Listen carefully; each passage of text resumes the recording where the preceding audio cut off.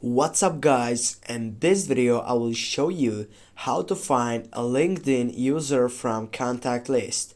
Firstly, you need to get up to my network selection on your downstairs, go for it and write down. As you can see, you have that option with a blue line section. Just click on that one, and as you can see, you have two options to add contacts or scan QR code.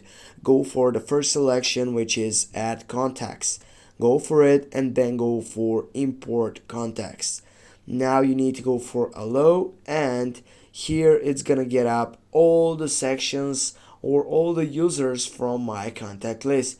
As you can see, there is just one simple user from my contact list. I can just click on it and then I can add it or invite to that section. Thanks for watching. Don't forget to hit that like and share the video. See you soon guys.